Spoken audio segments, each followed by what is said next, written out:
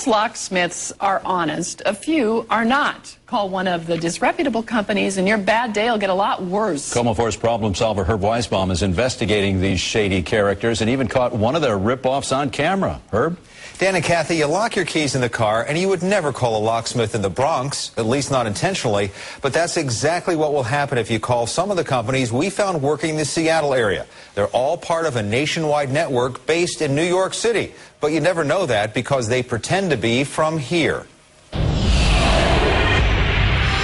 Is this where you take all the phone calls from all over the country? Excuse me. Is this it? This is it? The people at Dependable Locks in the Bronx don't talk to reporters, and for good reason. The Better Business Bureau says Dependable is part of a nationwide locksmith swindle that's ripping off consumers across the country. These guys operate everywhere, and they've made their business model out of taking advantage of people who are locked out of their house and their car. Flip through the Seattle Yellow Pages and you may spot these two full-page ads, Always Ready Locksmith and Quick Locksmith. Both promise low prices and fast service. Now, the ads don't list an address, but with all the 206 and 425 area codes, it's reasonable to assume they're both local companies. They're not. Both are part of Dependable Lock.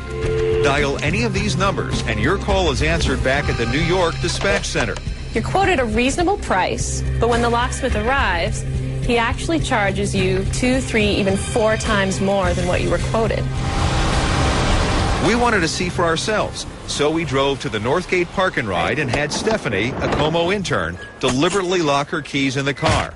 She called Always Ready Locksmith using the North Seattle number in the phone book. I lock my keys in my car. And how much would it cost to send someone out? $39 plus $15 and up to open. So the job would be at least $54, but the dispatcher could not be any more specific than that.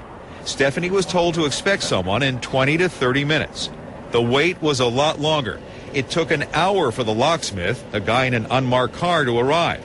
The first thing he did was tell Stephanie the charge was going to be a lot more than $54. He wanted $114, more money than we were willing to pay. When you told him you only had $95 on you, what did he say?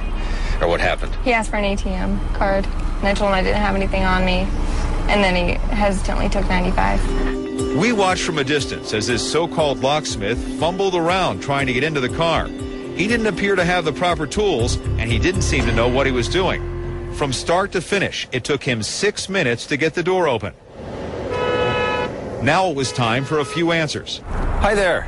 Like why he charged so much for this simple job. Because it's automatic locks, this is how it costs. So you think that's fair to people? $95? Yeah. Yeah? Yeah, it's fair.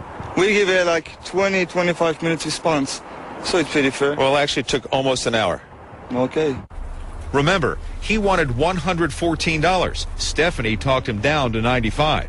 He told me his name was Sean and that if I wanted more information, I could contact the main office, Dependable Locksmith in the Bronx. Sean gave us a receipt. It wasn't until later that I noticed that it was for $39, not the $95 we'd paid him. That would make it a lot harder to file a complaint. These companies have been impossible when it comes to getting refunds, when it comes to answering complaints. They are absolutely non-responsive. And it isn't easy for a reporter to get them to respond to the allegations of deceptive business practices. The company's attorney did return my call, but he would only talk off the record. That's a no comment.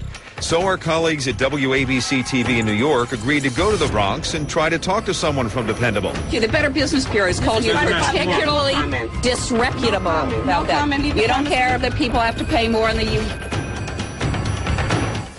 Well, they're not talking, but the Better Business Bureau tells me it's getting complaints from around the country about Dependable Locks. So how do you protect yourself? Well, if you're locked out of your car and you're a AAA member, call them. If you're not a member, they will refer you to a reputable tow company that can get you in. Other options, call your local police department or a friend for a referral. Just don't pick a name at random from the phone book. As you've just seen, you never know who might show up.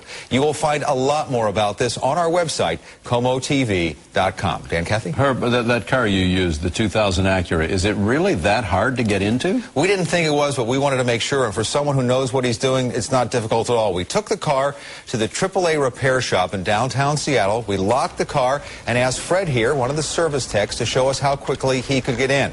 It didn't take very sophisticated tools, just the training to know what to do. Fred had the door open, in just 35 seconds. There you go. Clearly, the locks on this car were no reason for that added service charge.